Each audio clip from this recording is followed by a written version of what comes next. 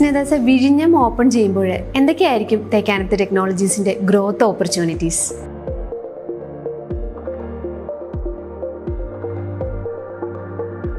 ടി-ടെക്കിനെ സംബന്ധിച്ചിടത്തോളം ഒരു വലിയൊരു ഓപ്പർച്യൂണിറ്റി തന്നെയാണ്. കാരണം മദർഷിപ്സ് ഇവിടെ വിഴിഞ്ഞത്ത് അടുക്കും.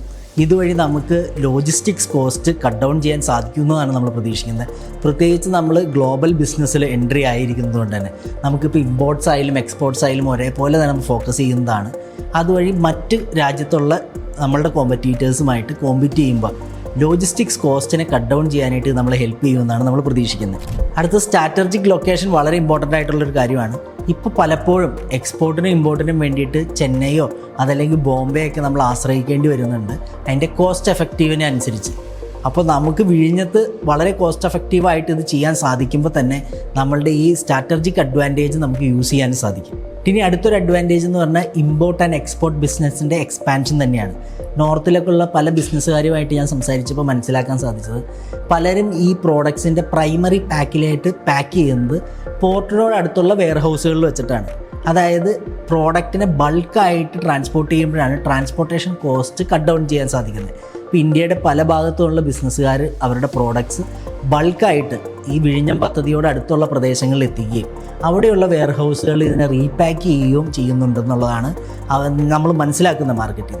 അങ്ങനത്തെ ഒരു ഓപ്പർച്യൂണിറ്റി വരുമ്പോൾ തികച്ചും ടി-ടെക്കിന് അവിടെ ഒരു വലിയൊരു പ്ലേസ് ഉണ്ട്. കാരണം ഇതിൻ്റെ റീപാക്ക് ചെയ്യാനുള്ള സീലിംഗ് മെഷീൻസ്, ഫില്ലിംഗ് മെഷീൻസ്, അതിൻ്റെ ബാച്ച് കോഡിംഗ് മെഷീൻസ് ഇവയെല്ലാം നമുക്കിവിടെ പ്രൊവൈഡ് ചെയ്യാൻ സാധിക്കുന്നു. അതോടൊപ്പം തന്നെ ഇവയുടെ സർവീസ്, സപ്പോർട്ട് കാര്യങ്ങളൊക്കെ നമുക്ക് ഇവർക്ക് സപ്പോർട്ട് ചെയ്യാൻ സാധിക്കും. അത് ടി-ടെക്കിനെ സംബന്ധിച്ചിടത്തോളം വലിയൊരു ഓപ്പർച്യൂണിറ്റിയാണ്. ഇനിയിപ്പോൾ ഞാൻ നേരത്തെ പറഞ്ഞില്ലേ നമുക്കിവിടെ ഒത്തിരി ഓപ്പർച്യൂണിറ്റീസ് വരും എന്നുള്ളത്. അപ്പോൾ ഉണ്ടാകുന്ന മറ്റൊരു മാറ്റമാണ് ഇതിൻ്റെ ഓട്ടോമേഷൻ സൈഡിലുള്ളത്. ഇപ്പോൾ കസ്റ്റമൈസ്ഡ് ആയിട്ടുള്ള സൊല്യൂഷൻസ് പലർക്ക് റിക്വയർഡ് ആയിട്ട് വരും. അതേപോലെ തന്നെ പല പല മെത്തേഡ്സ് പാക്കിങ്ങിനകത്തും അതിൻ്റെ ലോജിസ്റ്റിക്സിനകത്തൊക്കെ വരും. ഇവിടെയെല്ലാം ടി-ടെക്കിന് നല്ലൊരു സർവീസ് പ്രൊവൈഡ് ചെയ്യാൻ സാധിക്കുന്നു എന്നുള്ളതും നമുക്ക് നല്ലൊരു ഓപ്പർച്യൂണിറ്റി തന്നെയാണ്. അതോടൊപ്പം തന്നെ logistics, marine tech, automation, tracking system ഈ മേഖലയിലെല്ലാം ഒത്തിരി ഓപ്പർച്യൂണിറ്റീസാണ് നമുക്ക് വരാൻ പോകുന്നത്. ഇൻഡസ്ട്രിയൽ കൊളാബറേഷൻ്റെ ഓപ്പർച്യൂണിറ്റീസ് വളരെയധികമാണ്.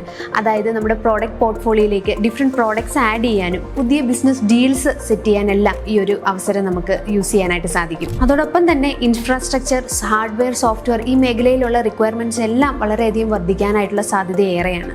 മറ്റൊരു പ്രധാനപ്പെട്ട സെക്ടർ വരുന്നത് എംപ്ലോയ്മെൻറ്റിലും സ്കിൽഡ് ലേബേഴ്സിലായിരിക്കും. അതായത് നമ്മളുടെ മെയിൻ്റനൻസിലും സർവീസിലും പുതിയ പുതിയ ടെക്നോളജീസിലും അഡാപ്റ്റ് ചെയ്യാനെല്ലാം നല്ലൊരു ടീമിനെ ഡെവലപ്പ് ചെയ്യാനായിട്ട് തേക്കാനത്തിന് വലിയൊരു ഓപ്പർച്യൂണിറ്റിയാണ് ഇത് തരുന്നത്.